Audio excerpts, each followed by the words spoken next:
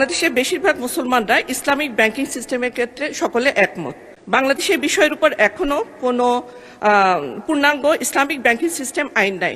অধিকাংশ মানুষ যেহেতু ইসলামিক ব্যাংকিং সিস্টেমের ক্ষেত্রে একমত, সুদ দেয়া নেয়া হারামের মতবাদে বিশ্বাসী, সেই ক্ষেত্রে আমি মাননীয় ধর্মমন্ত্রীর কাছে আহ্বান করছি একটি পূর্ণাঙ্গ আইনের ব্যবস্থা করা হোক।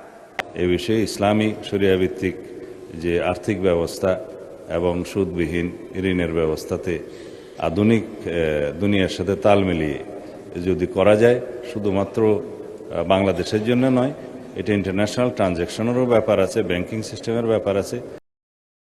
সদস্য ব্যারিস্টার শাকিলা ফারজানা, মহিলা আসন 8। বিসমিল্লাহির রহমানির রহিম। মাননীয় স্পিকার, আপনাকে ধন্যবাদ। মাননীয় স্পিকার, বাংলাদেশের 90% সিটিজেন্স হচ্ছে ইসলাম ধর্মের অনুসারী।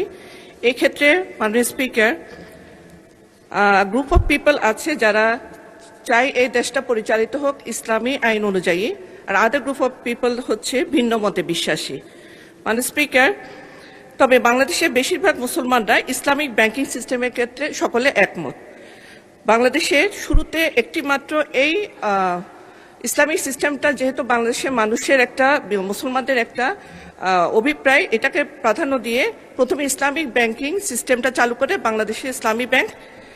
এরপরে এখন বাংলাদেশে প্রায় প্রতিটি ব্যাংকেই এই Islamic banking system window open আছে।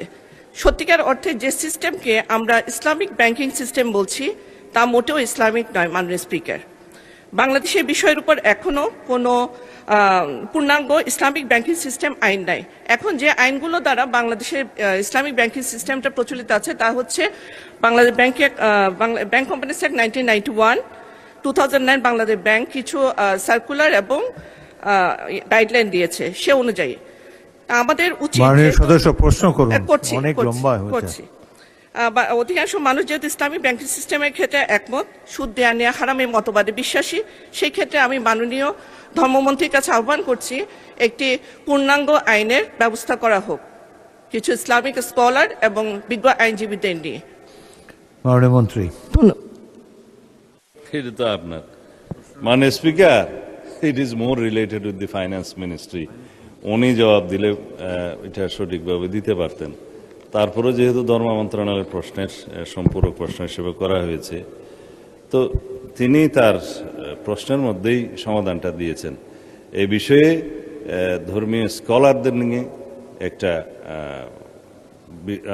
করা যায়, গবেষণা করা যায়, যে গবেষণার ফলের যদি কোনো সমাধান আসে, এ বিষয়ে ইসলামী শরিয়া ভিত্তিক যে আর্থিক ব্যবস্থা এবং সুদবিহীন ঋণের ব্যবস্থাতে আধুনিক দুনিয়ার সাথে তাল মিলিয়ে যদি করা যায়, শুধুমাত্র বাংলাদেশের জন্য নয়, এটা ইন্টারন্যাশনাল ট্রানজ্যাকশনেরও ব্যাপার আছে, ব্যাংকিং সিস্টেমের ব্যাপার আছে।